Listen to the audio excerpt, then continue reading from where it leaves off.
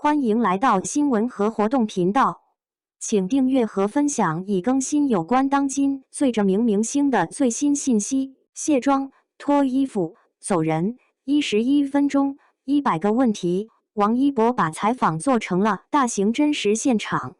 2020年2月時尚 Cosmo 3月刊配套的一個採訪視頻上線了，標題叫敢問敢答 X100，100個快問快答，11分鐘。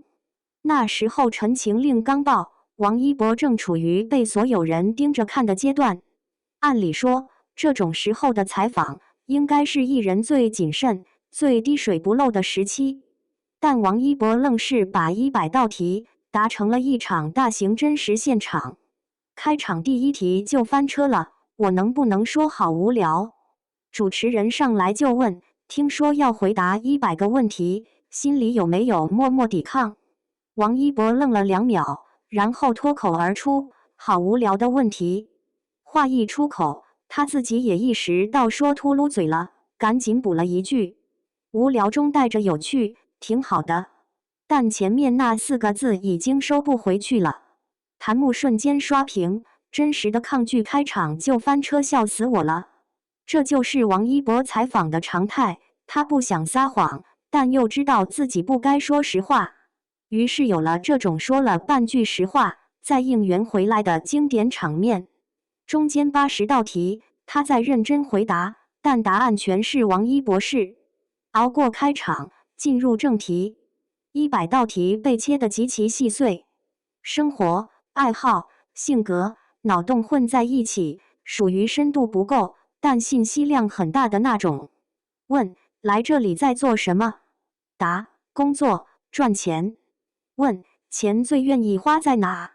答：買滑板、樂高、頭盔。問：半途放棄過的愛好？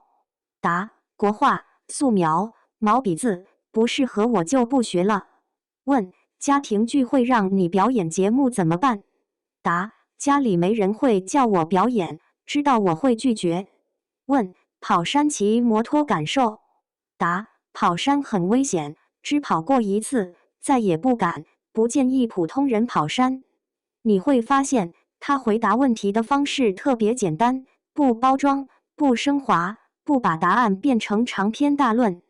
喜歡就是喜歡，放棄就是放棄，危險就是危險。沒有跑山讓我感受到自由這種文藝台詞，只有不建議普通人跑山。B 站評論區有一條高讚說的挺準，他像是在跟朋友聊天，不像在接受採訪。最後20題直接開始催下班，越到後面問題越細碎，王一博的耐心也肉眼可見的消耗殆盡。主持人說這是倒數第3個問題，你的心情是？王一博直接打斷，快進行倒數第2個和倒數第1個。他想趕緊結束，沒有任何掩飾。被問到回答完所有問題最想幹什麼時，他不假思索地說了6個字：卸妝、脫衣服、走人。那一刻他的身體姿態已經完全放鬆了，眼神寫着已經準備好隨時站起來走人。主持人還不死心，開玩笑問：如果現在讓你收工，你會更開心嗎？王一博抬頭看了他一眼，回了一句：你騙我的吧？不相信可以直接下班。這句你騙我的吧後來成了整個採訪最出圈的梗之一。他是真的不相信會有這種好事，也是真的想下班。為什麼這個採訪封神了？ B 站評論區有一條評價被讚了很多次，官方不敢問太深，只能做輕鬆快問快答。這句話其實點出了這個採訪的真相。100道題裡，沒有一道是觸及內心深處的。沒有問你怎麼看待爆紅後的生活，沒有問面對質疑你怎麼處理，全是滑板還是摩托車，火鍋還是烤肉這種選擇題。品牌方的目的很明確，安全第一，趣味第2。但正因為問題簡，王一博的真實反應反而成了最大的看點。他前期認真回答愛好和生活，後期疲憊了直接寫在臉上，不想裝了，想下班，想卸妝，想走人。這種不加修飾的狀態，放在一個被無數雙眼睛盯着的頂流身上，反而成了稀缺品。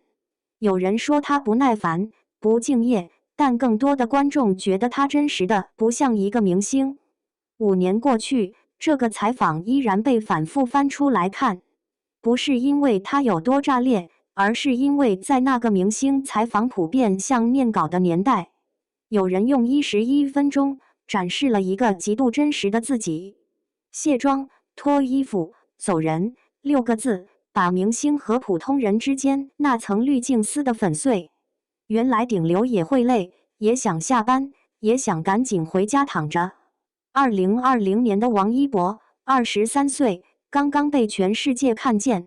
他還沒學會藏起疲憊，還沒學會在鏡頭前滴水不漏。